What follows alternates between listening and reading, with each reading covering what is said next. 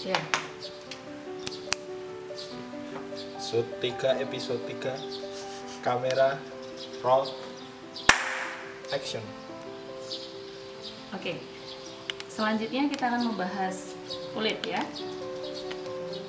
Masih berkaitan dengan organ ekskresi, sama seperti paru-paru dan hati. Ada beberapa alasan kenapa kemudian kulit dikatakan sebagai organ ekskresi.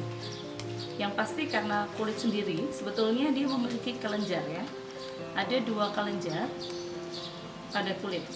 Kelenjar yang pertama namanya adalah kelenjar minyak, atau kalau di dalam istilah biologi maka kita akan mengenalnya sebagai glandula sebasea.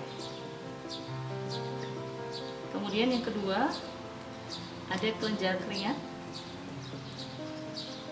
atau biasa dikenal sebagai glandula sudorifera.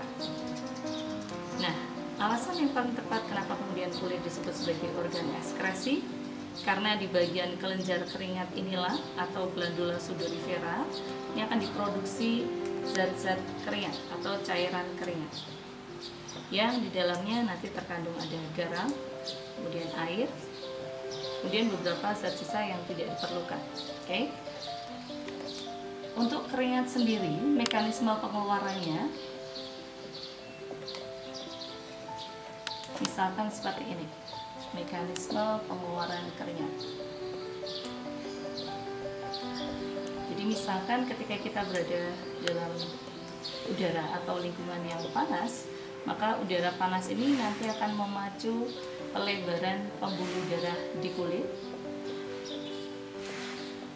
Nah, pelebaran pembuluh darah di kulit ini otomatis dia akan memacu juga pengeluaran dari keringat. Oke, jadi ketika pembuluh darah di kulitnya melebar, maka produksi keringatnya akan keluar, sehingga akan terjadi penurunan suhu tubuh karena tadi kita berada pada udara yang panas. Nah, ketika produksi keringatnya keluar atau dia meningkat, otomatis urin jumlahnya akan dibatasi.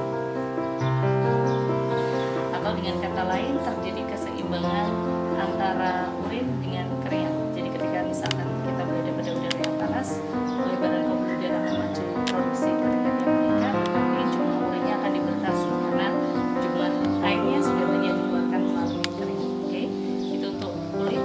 Kemudian sebenarnya kulit sendiri yang tadi kita sebut sebagai kelenjar keringat, dia memiliki letak. Jadi kalau kita bicara struktur kulit,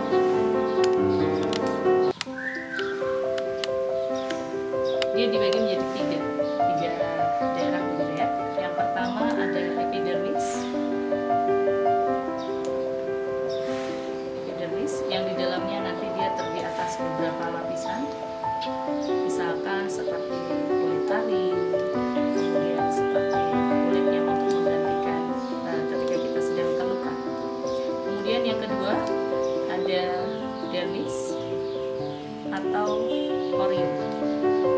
Nah, sebenarnya disinilah letak dari si kelenjar keringat itu sendiri. Jadi di sini di dermis ada beberapa bagian.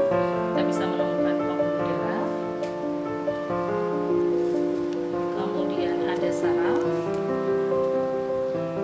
kemudian di situ pula kita akan menemukan kelenjar yang tadi kita bilang kelenjar keringat, maupun tadi ada juga kelenjar keringat, kelenjar minyak ya, sorry. Oke, kemudian yang terakhir selain ada dermis, ada lapisan lemak. Nah, di lapisan lemak ini yang kita bisa temukan